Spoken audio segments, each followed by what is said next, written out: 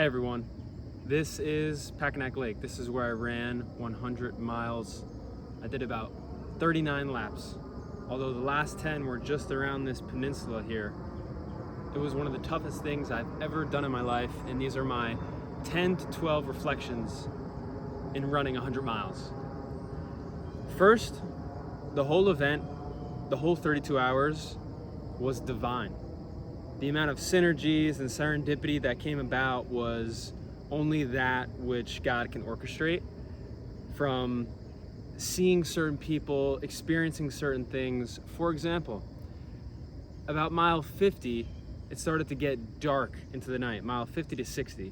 It's about 7 p.m., 8 p.m., and there was an individual that had came by the aid station saying, "What is this? What are you guys doing?" He was curious. His name was Stefan. And he was ex-military, he's a firefighter, but after going to the aid station, going home, he said he would come back to run with me, and he did. And he came at the exact perfect time. Maybe he was tracking me while I was had my GPS Strava on, but as I was rounding the corner to go on to what the dam is, right over there, you can see that line of trees. The dam is right on top of that, and the pathway. He intersected me and ran with me and did multiple laps with me, encouraging me. He gave me electrolytes at the end of the laps he finished with me, gave me words of advice, tips, tactics, so many things, and I needed it at that moment in time. And there was also a friend I had met on that same exact dam late into the night that I was not expecting to see, nor was he expecting to see me. He was just doing a walk with his girlfriend late into the night, but he joined me, and it was exactly what I needed for about 6 to 7 laps. And he was not planning to do that. And that was the common theme that made this event even more divine, because running, in a sense, can be very spiritual if you go into depths that you were not familiar with before. People PR'd. Every single person PR'd their run. They did more miles than they ever thought they could. People doing a half marathon, they never did that before, or the equivalent to it, which is 13.1 miles. People doing one lap, which is 2.6 miles. People walking a certain amount, which is more than they've ever done. My brother's running more than they've ever have in a span of time like this with us together, okay? And then talk about divine and synergies. My aunt, who I ran this race in honor of, my Aunt Diane, who you know of, I'll link the video about her in which I reflected on her life and her significance of her life. There was a van towards the end of my 100 miles called Visiting Angels.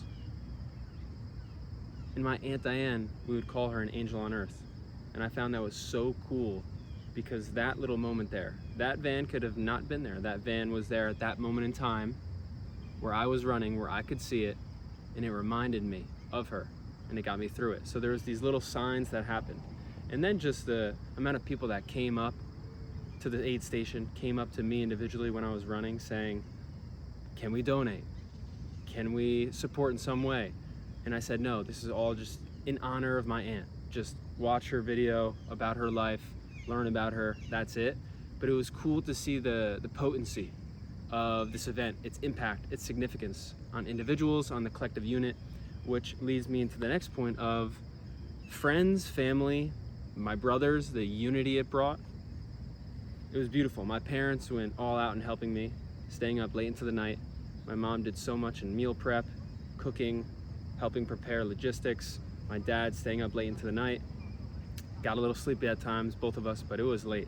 And we were up for 24 hours straight at that point. And there was one point on the dam there, I'll show the picture here, where I was so delirious and tired that I had to hold my dad's shoulder in order to keep going. And I closed my eyes and took a walking nap as my dad walked me further along this dam area. And so that goes to show how tired I was, how much I had to push through mentally.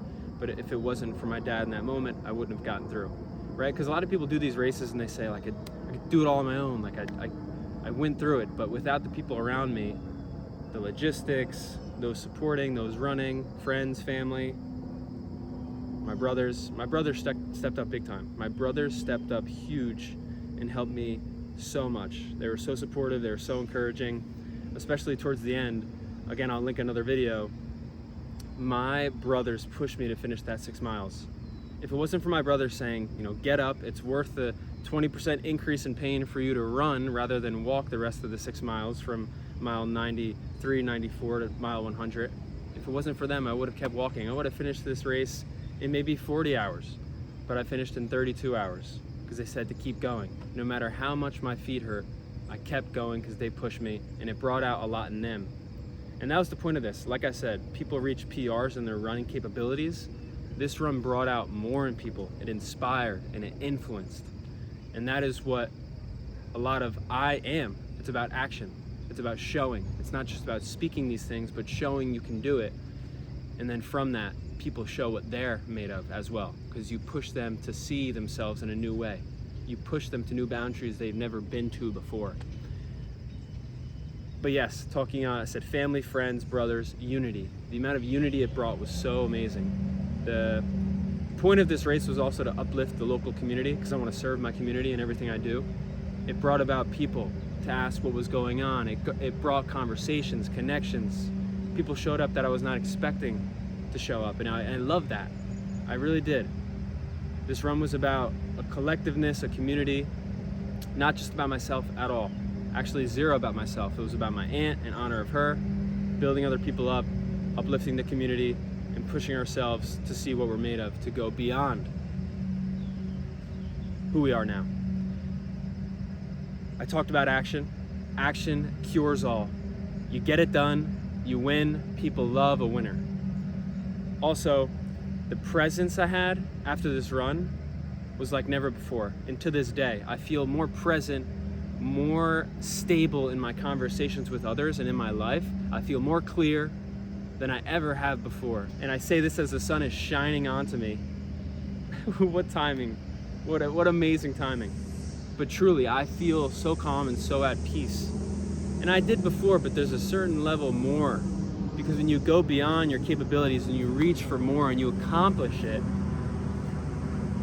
you just get pillared in you, in your identity, and you say, I am who I am. I am this person. God has done a great work in me.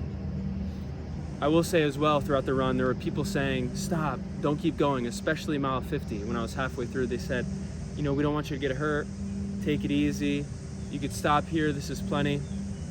Wasn't having it. No matter if it came from a place of an intention of care, thoughtfulness, I can't take that. And so I kept going, I finished the race, and look at that. But the amount of calm it took in that moment, it's a superpower to have calm and that presence and that stillness amongst the noise and amongst the, not just external noise of what people are saying, but internally. Should I keep going? Should I stop? Is this enough? You gotta get through that.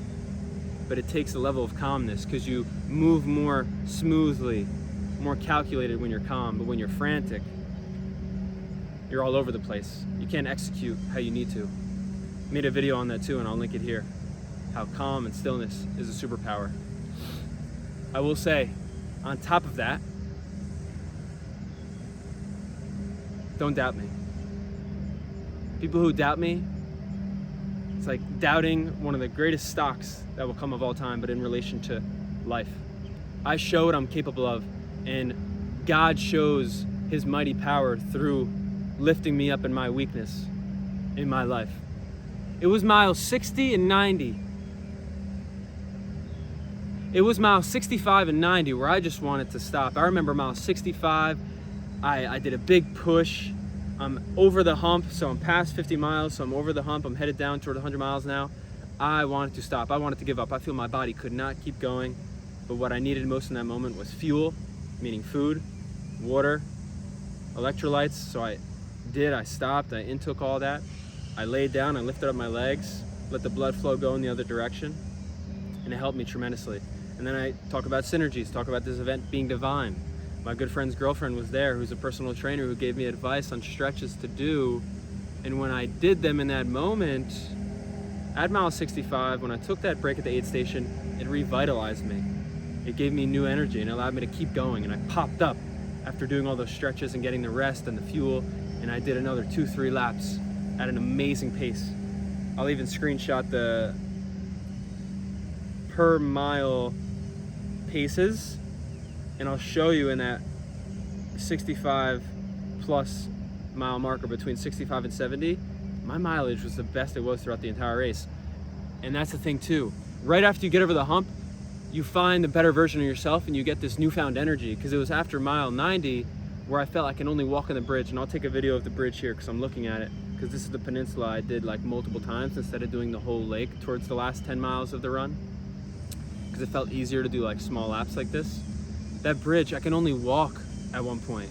It felt like I could only walk. I felt like my feet were shattered, my ankles were immobile. I was just walking back and forth on that bridge. That's all I could do in that moment. But when I pushed through that, my brothers pushed me. We ran the last 6 miles. I ran at a pace as though I just started the 100-mile run. So it goes to show, the beginning, I ran my best pace. After mile 65, my best pace. After mile 93, 94, my best pace. Because when you push through that mental barrier, you find the new you. And so this was one of the most cathartic events I ever did in my life, for others, for myself. It was very special, and it brought a lot of purpose and clarity into my identity of who I am in God as well. And so I'm very grateful to Packanack, the community, the association, Township of Wayne, the people that showed up, everyone involved, and most importantly to God, because this was all for His glory. That's my reflection. God bless.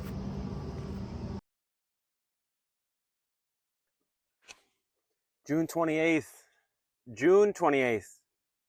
20-mile run today. I've mapped out my training for this 100-mile run day to day, leading up to the run itself. The mileage is long across these 2-3 months. Training's not easy, but got to get ready to run this 100 miles. And I don't want to show up to the run day ill-prepared, unprepared to conquer this lake. This lake loop is my greatest friend, but my biggest enemy. I'm getting thoroughly acquainted with it. I know the leans it has, the curves it has, certain bends. I can picture it in my mind. And that's the big thing about anything, is visualizing it to accomplish it. Visualizing a completion of the run. Visualizing how the run will go. I've had people tell me they've had dreams of me finishing the race. People can see me taking a video at the end of the 100 miles saying, I finally accomplished it, on my live stream. So it's so cool to hear this validation of these visualizations that people have besides just me. It's very encouraging. But besides just the thinking, there's a lot of doing. So this training's going well. Excited to do this run today. It is not hot. It is just perfect temperature, in the sense that my body won't overheat too much from the sun and the heat. And also it's not too cold to where I get frostbite, right? We're in basically July right now. So ideal for a 20-mile run day. Very grateful. Another day, another dollar.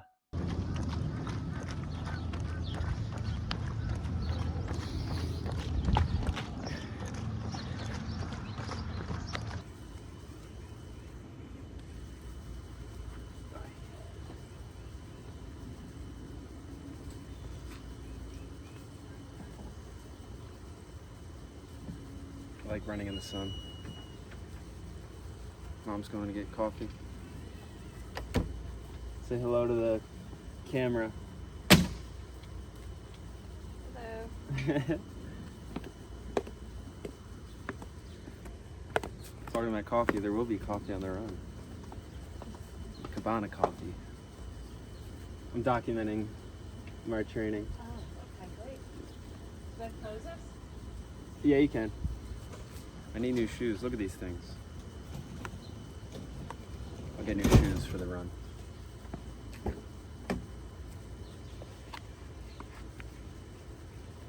100 miles is going to do some damage to my feet.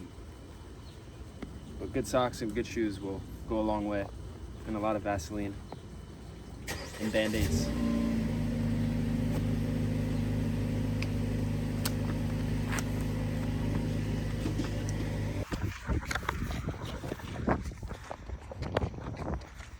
Late night run.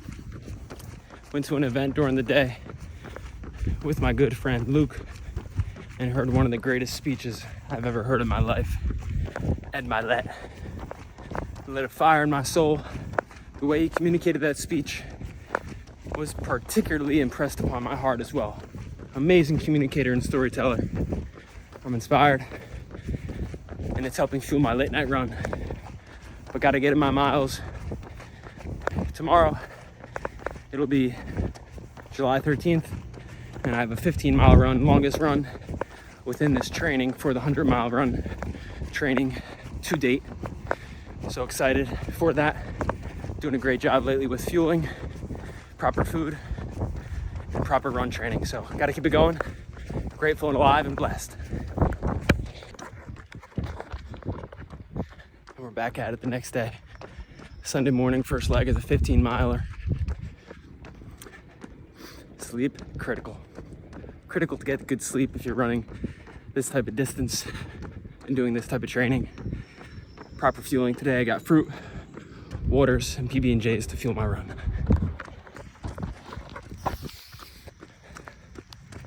$11 p.m. on a Monday night. I felt called to run. You answer the call when the call is given. In Brookdale Park, running. Thinking deep. Thinking is so cathartic. It brings about so many great emotions. Positive, reinforcing ones. When you're physically pushed to your bounds, your mind, it comes up with beautiful things. Movement is my way to think better. Move your body. Produce positive thoughts. Find in yourself an inner being that you didn't know was there. Forge yourself in the fire. Arise from the ashes. Ascend with golden radiance. This is what that time is teaching me, that I am the master of my reality. And these thoughts don't just come about because it's late at night and I'm running miles and miles without stop, without a care of when I'm gonna stop. No, these thoughts are here. They just happen to emerge because I'm pushing my body. These thoughts are all here. I am a co-heir of my destiny with Jesus Christ. I've been given the keys to my destiny, and I will unlock them because I have the ultimate author of the universe. God put me in this position to make the mistakes I did, the failures I did, because right alongside it is success. You cannot succeed if you don't first fail. And the greater the failure, if the man is willing to answer the call and endure the suffering, oh, the greater the rise. Oh, it's great suffering, but oh, the greater the rise. This physical challenge is nothing compared to what I've been through in life.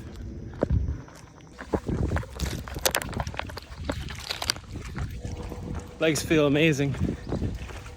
10 miles of running. And in the past, 30 days ago, that would have been hard on the body, but it feels great. This is my baseline now, and the goal is to increase the baseline to make 20 miles easy and 25 miles easy, 30 miles easy, so that when the 100-mile run comes about, I'll have a higher tolerance to pain. But we're getting there. July 19th.